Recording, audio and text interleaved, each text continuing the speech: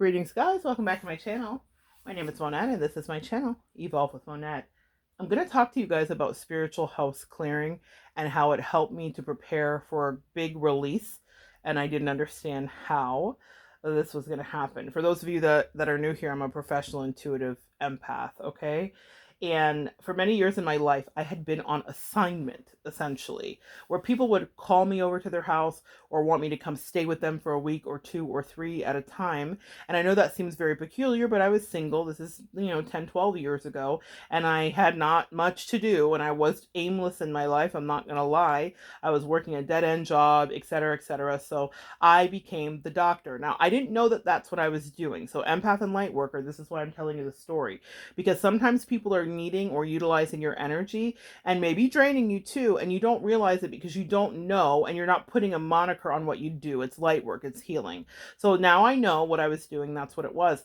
And I had a friend in my life at the time who has since passed, and she would say to me, Monette, it's crazy. It's so weird to me that you just go and like live with people for like weeks at a time. Now, I just thought it was me wandering and being free and not knowing what I was doing. And I wasn't sleeping with any of these people. They were really just purely friends. It was just a lot of various girlfriends, actually, like friends, right? And some of them had kids, some of them did not. Some of them had older kids that were there. Some of them were grandparents. And I would do this mission where I would be there. People would give me keys to their house. And I always thought it was really strange without me ever asking. Every friend that I had at that time would like put a key in my hand, would be like, here's your toothbrush if you want. I got you extra stuff. This is your room. It never failed. That happened all throughout my 20s. Now, what God was doing was getting me ready to do the greatest work that I would have to do, or the most important. I don't know if it was as great as it was important. So I did that. And I remember calling this friend that passed away one time when I was in South Carolina on a weird mission that I didn't understand why I was there, and being like, I don't know why I'm here. I'm so depressed. Well, I was at a person's home who was really depressed because her husband had passed away from a cancer, and she had a lot of guilt and a lot of things. And I had known her from the Keys, and she was an early mentor in my life.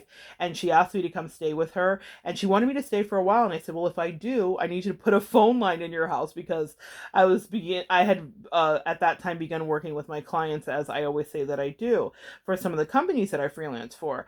And another high school friend was like, that's so weird that you asked her to put a phone line in. But I was like, yeah, she wants me to be there and take care of her, so I'm going to do that. Now, I went up there and we interacted and it was all well, but I realized when I got there that what I was there to do was to stop her from killing herself, because she was incredibly suicidal, which I did not know until I arrived. She was so suicidal that high school friend, because I was there and we had a close relationship, she had raised him like a son. That high school friend, it was actually my first high school boyfriend, and so that high school friend came over and we had like a whole weekend where we spent some time together. But during that weekend, she was giving away pieces of her stuff to us because she was going to kill herself. She was very clear about it, very blunt about it, and did not think that there was any other option. And she wasn't sad. It was just matter of fact, like, oh, take this thing. I want you to have this. Or this is a clock from my mother in the 60s. I want you to have that. And I do actually have that. It's a beautiful piece of Art Deco. And so he didn't know what to do, and he left, and I ended up staying with her for a week or two. And I remember, like I said, talking to that friend that has passed away, and she's like, I just don't understand what you're doing there. It's so weird to me. And I was like, yeah, it's kind of weird to me too. And there was a lot of dark energy. And then what I was doing was I was transmuting energy. It rained the whole time. She lived on a lake, this beautiful lake, this house hanging over a lake. It was gorgeous. And it just rained and rained. And the room that I stayed in was all glass. And so it was just drizzly gray energy the whole time I was there. And I cooked for her. I bought all my food up, and I cooked and I cleaned and I did a bunch of stuff that I always had done for her. Even, she's one of the people that gave me one of my first jobs when I was in the Keys. And I used to work at a hotel that she owned. And so I did all the things. And we had a decent enough time. But it wasn't that I was there to be her buddy. It was that I was there to transmute energy, and so I did. What happened was the woman who had wanted to kill herself and was giving away her artifacts and her things, within 2 months, had manifested a relationship. And it was a relationship that we talked about while I was there. I said, you can pull in a new relationship. It is not too late. And she was like, no, I'm old and it's over. And how much I loved, I almost said his name, how much I loved him. He was a sea captain in the Keys and I worked on his boat too. And she was like, he was my guy and it's just never going to happen. While I was there, I was doing prayers and I was doing energy. And the high school ex-boyfriend, turned really just a good friend in my life, reached out to me and he was like, she's concerned that you're upset with her because I was so involved in my work. And I was like, no, I'm not upset with her because I was quiet. I was working with my clients and I was quiet. I wasn't interacting with her a lot. I would come out, I'd make sure she had food, I would make sure she was okay, I'd chat with her a bit, but I wasn't super friendly because I wasn't there to be. It's a weird situation, it was. But God was getting me ready for another situation that was coming up in my life later. And what I will tell you, the good news with her is within 2 months, what I went there to do, even though I didn't understand it, happened. She manifested a new relationship. Within 2 to 3 months, they were dating seriously, and within 6 months, he had proposed, and they were engaged. And I helped her cater the wedding remotely. I helped hook her up with a caterer in her area. She had wanted me to come up there and do it, and I was like, it's going to probably be best to have someone else come do it. But she got married. This woman who was giving away her stuff manifested a relationship. Empaths and light workers, give yourself credit for the work that you do. It's powerful. I didn't even know how powerful it was or that I would be in her life. And she did later actually thank me and say something about your visit. She didn't understand it and I didn't understand it, but she felt the shift energetically because of it. Something about your visit made me realize, like, I guess I can live. And even though I never told her that I knew that she called my ex-boyfriend and been like, is she upset with me? Because I did. And what I did tell him was, I said, I am here to work. I don't know what else to tell you, but I'm here to work. I couldn't explain to him I'm doing spiritual work in the ephemeral. I'm dealing with spiders and insects and shit that just are showing up because I didn't understand even how powerful I was, okay? This is something that happens to me everywhere I go. Regarding the spiders, they show up, okay? Very weird that I've had to make peace with them, but I have.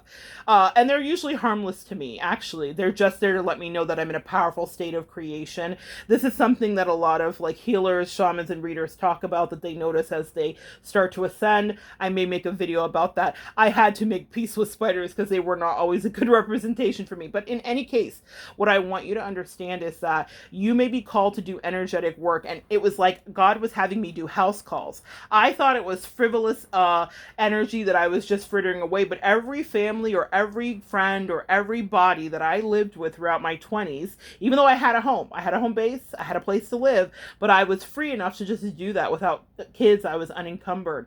I was transmuting energy and I was shifting a dynamic in their home or their life, whether they realized it or I realized it. Now I know what I'm doing. The last time that this had to happen, I was called to do it with an ex-bestie bestie, the person that passed away emotionally and spiritually for me, okay? Dearly beloved, we are gathered here today indeed. I was able to shift and reinforce some relationships that she would need, but I was really there to protect her kid. And I didn't even understand it. When I left, the day that I left, it was a week of metaphysical enlightenment and horrors. There was something that her kid said, which just was really funny to me. He said, "Mama, is Monetti afraid of the dark?" He's a teenager. He was 17 at the time, and he said, "Mama, is Monetti afraid of the dark because she never sleeps with the light off?" I was there doing spiritual work. There was so much darkness in her house and in her energy. I was not sleeping with the light on, and I wasn't afraid of the dark in the way that he thought I was. I was afraid of the spiritual dark because I'm a scaredy cat.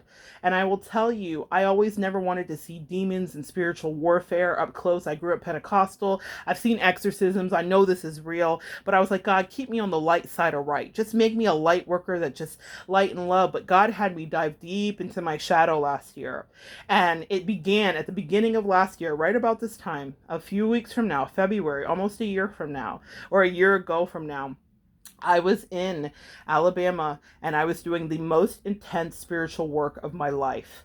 It was fighting for my family. Even though she did not value it, I knew that he was valuable and I could save him. I couldn't save her. Don't save her. She don't want to be saved. My angels were like, she loves it. She loves what she's doing, but you're here for him.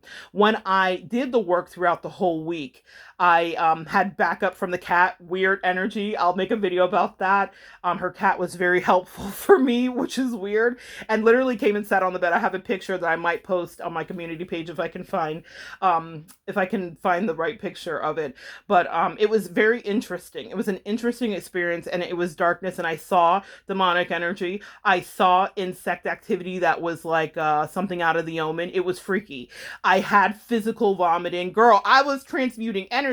Ladies and gentlemen, I said girl like I'm talking to my good girlfriends. You guys are my good girlfriends. I was transmuting energy. I was actually in a real spiritual battle like I've never been in my life. And if I had not been primed by those trips that seemed to be frivolous in the past, I would not have been ready to do what I did. In the midst of Jezebelian seductions and high drama and gaslighting and silent treatment, I still got up and did my work. In the midst of, I think she drugged me, not even gonna hold you. We were drinking, but I felt especially particularly interestingly inebriated, and now that I understand who she is, I'm like, this she put something in my drink. She absolutely did, because she wanted to win. But that's another story for another day. In the middle of being drunk for sure, but possibly drugged, allegedly, I got up and still prayed and spread holy oil and shifted the dynamic with her and her mother so that there would be a more support and an embrace, because I knew she would need it, because I knew what kind of craziness that she was in and how it was going to spin her life like an episode of Intervention out of control. And I was there to protect him, to remove him energetically, but to protect him as well until she could do whatever she did. I wasn't there to bring healing to her, but all those previous trips had got me ready to do what I did. I knew that it was real spiritual work because the last day I was there, I went to the room where we used to hang out, where I kept my luggage and stuff. And if you saw a video where I talked about a couch, it's where I assembled the couch. And I said, my work here is done. I crossed myself, like you do, like Catholics, okay? I crossed myself. I came across my chest with the sign of the cross. I blessed the walls. I said, it is finished. My work here is done. I knew I was never going to return. But I wouldn't have known that had they not primed me and got me ready with other spiritual practice and work of the same ilk. It was the greatest work I've ever done in my life. I know I accomplished what I set out to do while I was there, which was all about him and not about her. But it's funny that she used to question it. It's so weird that you do that. And in the long run, God has a sense of humor. All of those trips was about that one trip where I got to shift the dynamic within that child's life who I adored, when his mother had decided to step into her addiction and step out of parenting. I always want to say this to be fair. This person wasn't always a bad parent, but when she got into relationships, she stopped caring for her son and poured all her energy into the most toxic of people. And after years of choosing toxic partners and me being in her life, holding it back like the Red Sea, trying to keep her from making these terrible mistakes, she picked the most toxic one. She didn't evolve. She didn't grow after 20 years. She picked the most toxic person I've ever seen her encounter, the one who probably will turn her life into things that she couldn't even imagine. But God said that wasn't my business. He said, your business is this kid. And all those other times that you were other places, it's for right now, for such a time as this, so that you knew what you were dealing with. Because what he hit me with when I was there wasn't just kumbaya, I'm making you meals and I'm cleaning up after you. I made some meals and all that jazz. That is what I do, because I was energetically very wifely to this person, even though she was my bestie. But it wasn't about the meals, and it wasn't about having a little toast. It was about eradicating some things from his energy field. And that's what mattered the most. It wasn't fun and games. They threw everything at me. They allowed me to see the veil was ripped. I got to see exactly what I was dealing with. I got to see demonic energy materialize in the 3D. It was not something I loved. In fact, it terrified me. And it depleted me. It depleted me. I slept for a week after I got home. No joke, man. Couldn't even get off the couch. I would get off the couch to go to the bed, to go to the shower, and that was my little loop around my house that I made. That is the power of being led and guided. If you're an empath and a light worker, you too may be called to do these things and not realize why. Maybe it won't be to this degree, and I don't want to scare you. I'm not going to lie to you. I'm not going to hold you. When he said, "Is Monetti afraid of the dark?" I was like, "B, sir," I don't want to say his name, but I was like, "Sir, I am." Not the actual dark, the energetic dark that I was steeped in with your mother and all the entities. I couldn't say that to that kid at the time, but I was there to be a protector, and I did my work. I'm proud of the work I did, but I was prepared in little ways without God telling me why. Sometimes God does not give you the answer. Sometimes you don't get to know that this is why a weird thing in your life is happening, but you are in a college of sorts. You are in a training ground of sorts. And that's very much what happens. So pay attention to the repetitive synchronicities of help and energetic love that you give out to people. You may see your calling or speciality. If I call us empaths energy doctors, then we all have specialties. Mine happens to be love and relationships. Maybe yours is familial relationships. Maybe one of yours is children and family or early childhood education. You have a gift or a certain acumen for that. Look at the synchronicities and patterns in your life and then see where God's used you to make the greatest shift and change. I promise you, there is a pattern and there is a reason and there is a method to what may seem like madness. In the moment, you will rise to greatness. You will rise to the occasion. You will transmute the energy. You will be the butterfly effect, my sweet empaths. But it doesn't mean that it feels good for you. For me to do what I did, there was an incredible cost energetically. And that's why they say replenish, ground, restore, retreat, my lovely empaths and divine feminines. We can't always be around that kind of energy because then we get actually physically sick. Okay? I just wanted to share that with you. There's a purpose to your calling and to the way God works it out for you and causes you to do things that maybe you wouldn't normally do. If I would have had a choice, I would have never gone to her house. My mom didn't want me to go. Nobody in my life, everybody understood that I shouldn't be there. It was weird because no one had ever been allowed to opine about this person or me going to visit them ever before. But for some reason, this time they all felt it. Nobody understood it. They didn't understand our dynamic, but it just rippled through energetically because energy, my loves, is shared. They all knew I was in danger. They all knew that this person was a liar or whatever they knew. They didn't say what they knew, but they felt that I was dealing with darkness. And my mom cried to me before I went, "But why are you going up there?" She's never been like that. She liked this person. It was felt, guys. And that's what I'm saying. You guys have energy that people around you that are protecting you, but also energetic assignments you will go on. It's just like a Marine going to battle. They may not want to do it, but they're trained to do it, empath. You are in training grounds, some of you. I'm speaking that over you because one day you get thrust into a situation like that. I literally, when I say thrust, God put me in a situation where I had no vehicle, no escape out, where this person was her most, she was a covert narc, but she was the meanest, most insidious, most trifling energy I've ever dealt with. And I'd never seen that before in her ever. Not all in full. The mask was off. Mask off. Armor on. Mortal Kombat. Fatality. Finish him. And it wasn't her that I was finishing. It was a demonic energy that was trying to swallow him. Amen? Amen, guys. Come back and join me next time and we will continue to evolve together.